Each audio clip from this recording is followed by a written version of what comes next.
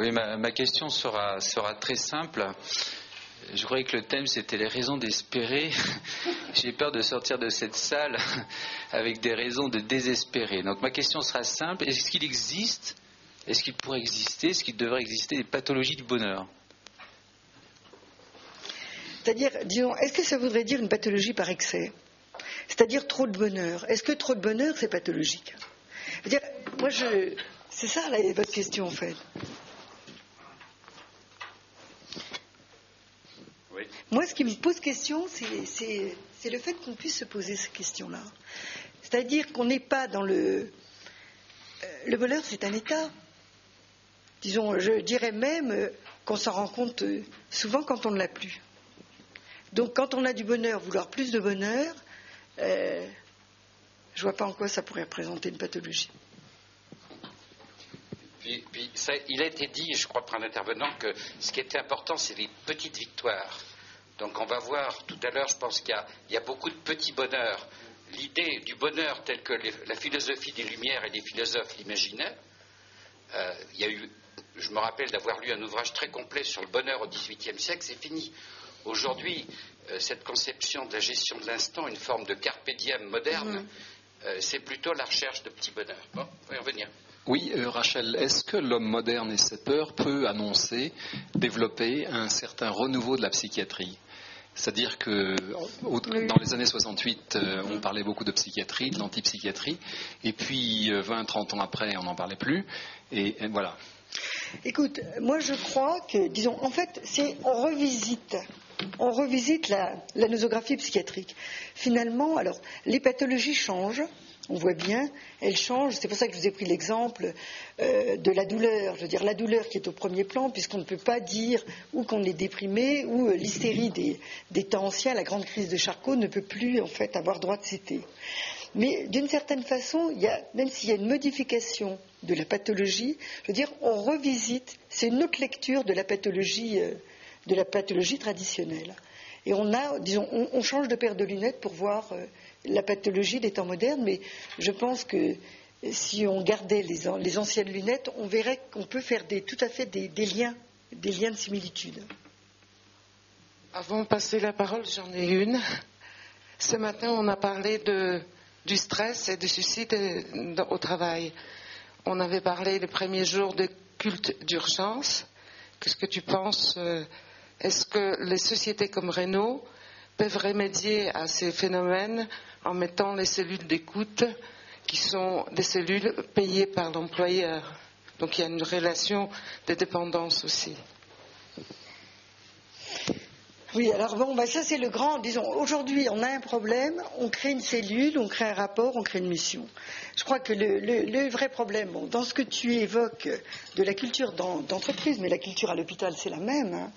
Je veux dire, quand il y a des difficultés liées à des modes d'organisation, des modes de fonctionnement, je crois qu'il faut se poser la question du fonctionnement et de l'organisation. C'est-à-dire qu'au lieu de créer des cellules d'écoute ou de déplacer le problème, ça me fait penser beaucoup, vous savez, aux cellules de victimologie, où moi je suis totalement, disons, je ne suis pas très pour ce type de proposition. Je pense qu'au contraire, il faudrait, dans ces entreprises où la situation c'est toujours pareil, le culte de la performance, le culte du moi, essayer toujours d'en faire plus par rapport à l'urgence, je crois qu'il faudrait plutôt se poser la question des organisations et du fonctionnement. Ça me fait penser à l'exposé quand même de Francis Bailly. Alors bon, il nous l'a peut-être mis de façon particulièrement idyllique, mais je crois que lui il se pose la question du soutien par l'équipe même, et pas de déléguer à une autre équipe le fait de soutenir. C'est pour ça que l'idée, moi, hier, de leader, je l'ai repris, parce que justement, dans le leader, c'était la prospection et le soutien. Quand on veut amener des équipes ou des personnes, parce que dans les équipes, il ne faut pas oublier l'individu dans l'équipe. C'est-à-dire ne pas noyer l'individu seulement dans une masse informe. C'est-à-dire là, au niveau du graphe, on a plusieurs individus qui sont tous très différents les uns des autres, on l'a vu. Oui. Et je crois qu'en aucun cas, c'est un grand groupe qui s'appellerait graphe. Je crois que là, quand il y a des problèmes, c'est au sein de l'entreprise d'essayer de régler les problèmes en soutenant les individus au sein du groupe. Alors, docteur Vidon, je suis responsable du 12e arrondissement de Paris sur le plan de la psychiatrie. Alors, ça va depuis la Bastille jusqu'au périphérique. pour situer un peu où se passe mon secteur. Rachel, je voulais te remercier beaucoup d'avoir parlé du devoir de jouissance. Je pense que c'est une notion tout à fait importante et qui centre un peu tous nos débats. Moi, je voudrais ajouter quelque chose qui est que, enfin, ce qui a été très moderne, c'est l'idée de guérison. Hein, c'est-à-dire, on est plus fort que la nature, la science, etc. On arrive à la guérison. Est-ce que c'est tout à fait postmoderne qu'on vit tous depuis, on va dire, 4 ans, 5 ans, 6 ans, hein, c'est la folie Internet. Bon. C'est-à-dire que toutes les maladies sont sur Internet, toutes les familles vont regarder les trucs, toutes les informations sont là, tous les traitements sont là, etc. Et ça a introduit quelque chose de postmoderne incroyable, c'est que la relation entre l'usager et le médecin est devenue complètement différente. Alors en psychiatrie, de manière encore plus difficile, puisque nous on parle beaucoup avec les mots, on a des diagnostics très, très, très, très difficiles, le problème de la guérison, etc. Ça introduit et du secret, et des secrets, notamment de famille, etc. Alors moi je voulais attirer votre attention là-dessus, sur le fait qu'on vit une période qui a sans doute des répercussions dont on ne mesure pas encore toutes les conséquences. Notre relation à la maladie, aux malades, à l'institution soignante, est en train de transformer complètement. Je pense que dans 10 ou 20 ans, on pourra mieux comprendre ce qui se passe, mais je ne pense pas seulement au procès, je pense au quotidien. Quand un malade arrive aux urgences, c'est scandaleux qu'il y ait du monde qui attende, c'est scandaleux qu'il soit malade, c'est scandaleux qu'il n'ait pas le résultat dans la minute, c'est scandaleux qu'il soit malade et qu'on ne puisse pas le guérir, c'est absolument incroyable que la médecine ne le guérisse pas, etc., etc. Et on est là dans une espèce d'accélération que tu as bien décrite et qui est vraisemblablement un des constituants de notre civilisation dans les décennies à venir. Encore une question peut-être à Rachel ? Une poursuite. C'est une poursuite de cette réflexion à laquelle j'adhère. Est-ce que ça ne vient pas aussi du fait, cette évolution de ce mal-être, de ce constat, du fait que les acteurs ne sont pas à la bonne place? Ce qui m'a fait réfléchir à ça tout à l'heure, c'est le propos introductif sur les adolescents et les parents.